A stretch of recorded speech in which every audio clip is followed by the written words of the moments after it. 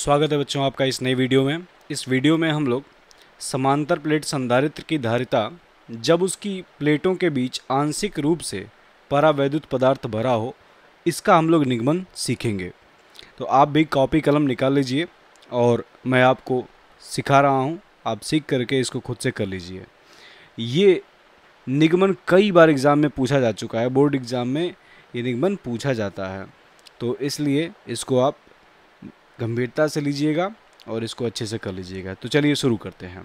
इसमें माना x व y समांतर प्लेट संधारित्र की दो प्लेटें हैं। तो यहाँ देखिए, ये रही x प्लेट यहाँ पर और ये रही y प्लेट यहाँ, जिनके बीच की दूरी कितनी है, स्मॉल d, ये वाली स्मॉल d। यहाँ देखिए, ये इन दोनों प्लेटों के बीच की दूरी ये वाली है स्मॉल d, ठीक। तथा प्रत्येक प्लेट का क्षेत्रफल, अब क्षेत्रफल यहाँ पर नहीं दिख रहा होगा, ये आपको लाइन दिख रही है, बट ये लाइन ना हो करके ये दो पृष्ठ हैं ऐसे, इनके जो क्षेत्रफल हैं वो a हैं, ठीक है, ये वाले। इसके बाद क्या कह रहा है, माना संधारित्र की दोनों प्लेटों के बीच में कैपिटल के परावैद्युतांक तथा टी मोटाई की एक परावैद्युत पट्टी रखी है। तो ये जो आपको बीच में दिख रहा है यहाँ पर ना, ये वाला, यही एक परावैद्युत पट्टी है। यहाँ देखिए परावैद्युत पट्टी, जिसका परावैद्युतांक कैपिटल के है। यहाँ पर ये ध्यान दीजिएगा, ये कैपिटल के लिखा हुआ है, कैपिटल के है, जिसकी मोटाई कितनी है, इसकी मोटाई स्मॉल टी है, जो कि इसके बीच में रखा है, ठीक है, परावैद्युत पट्टी रखी है। अब इसके बाद आपको ये फिगर क्लियर हो गया होगा।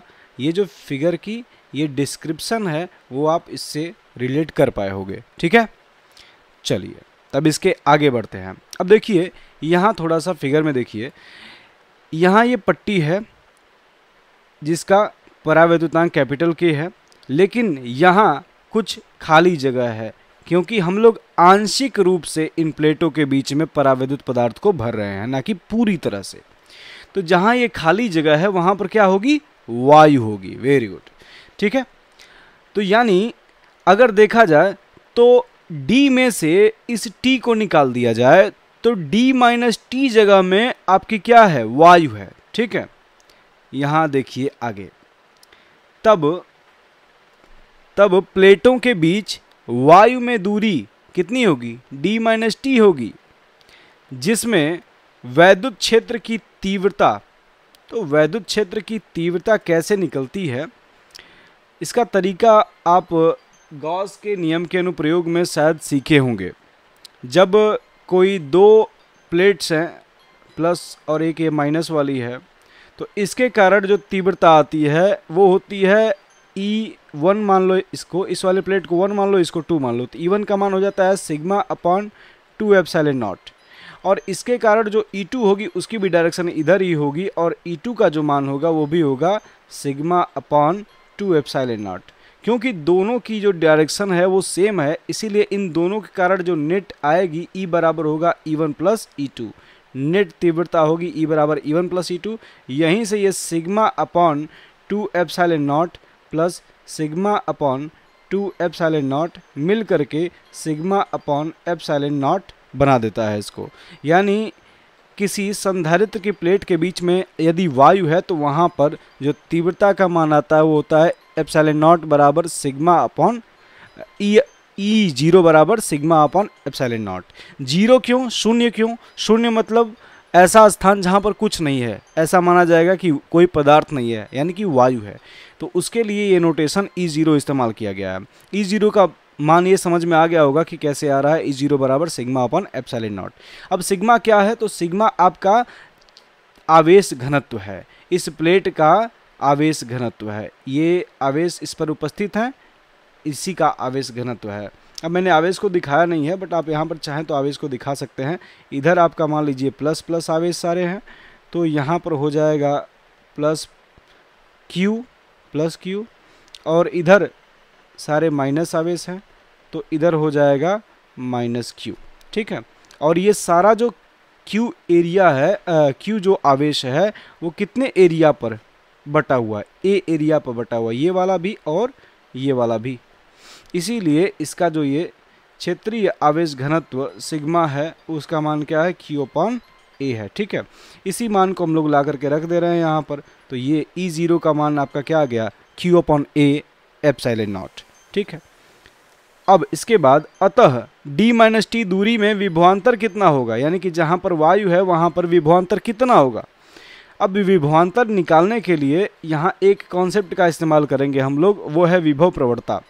तो विभव प्रवणता की परिभाषा से हम क्या लिख सकते हैं, E बराबर delta we upon delta R.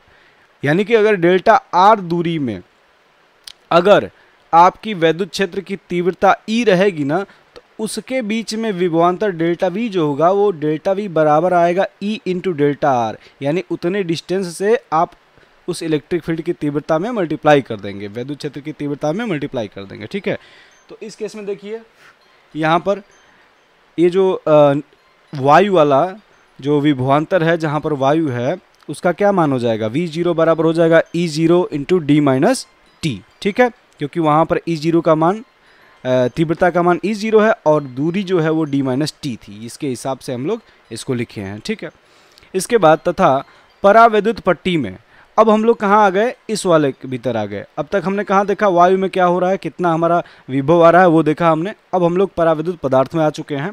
तो परावैद्युत पदार्थ में देखिए, परावैद्युत पट्टी में वैद्युत क्षेत्र की तीव्रता क्या होगी, इसको हमने ई कैपिटल के मान लिया है। ई कैपिटल के क्यों, क्योंकि यहाँ पर कैपिटल के परावैद्युतांक का पदार्थ उसके बीच में रखा हुआ है, उसी के भीतर हमको तीव्रता ज्ञात करनी है। इसीलिए ई के का जो मान होता है वो फार्मूला होता है, इसको याद कर लीजिए, कैपिटल के एप्सिलॉन नॉट हो जाता है, बस यहाँ नीचे कैपिटल के से गुणा हो जाता है। तो Q upon capital K A epsilon not, Q कहाँ से है, वही सिग्मा अपॉन सिग्मा बराबर क्यू अपॉन ए से हम लोग इसको यहाँ पर लिख दिए। ठीक है, अब इसके आगे देखिए फिर से वही काम किया जाएगा। अतः परावैद्युत की मोटाई टी में विभवांतर, इसको हमने क्या मान लिया, वी के मान लिया है। तो इसका मान कैसे निकलेगा, अगेन विभव प्रवणता की परिभाषा से इसको हम लोग क्या लिख देंगे, ई के इंटू टी। टी मोटाई में हमारी तीव्रता कितनी है, ई के है, इसीलिए वी के बराबर क्या हो गया, ई के इंटू टी हो गया। अब ई के मान को देखिए, इसके बाद इस प्रकार प्लेटों के बीच कुल विभवांतर कितना हो जाएगा, तो कुल विभवांतर दोनों विभवांतरों का योग होगा, बीजगणितीय योग होगा। ठीक है, तो अब क्या करेंगे, v बराबर लिख देंगे V0 प्लस वी V0 और वी के मानों को रखने पर, तो V0 का मान क्या आया था, E not into D minus T आया था, और वी का मान क्या आया था, ई के इंटू टी आया था। तो इन दोनों के मानों को यहाँ रख दिया, V0 बराबर E0 डी माइनस टी, और यहाँ पर वी के बराबर ई के इंटू टी। अब वापस क्या करेंगे, E0 और ई के मानों को रख देंगे। ठीक है, तो v बराबर क्या आ जाएगा, E0 का मान था हमारा q upon A epsilon not, तो इसको ला करके रख दिया, into D minus T, plus E के का मान था q upon capital K A epsilon not, sorry q upon capital K A epsilon not था, इसका मान ला करके रख दिया। जब इनके मानों को रखेंगे उसके बाद हम q upon A epsilon not को हम लोग क्या करेंगे, कॉमन ले लेंगे। तो क्या बचेगा अंदर, d minus T plus T upon के, यही तो बचेगा। इसका d माइनस टी बच गया और इसका ये t अपॉन के, ये बच गया।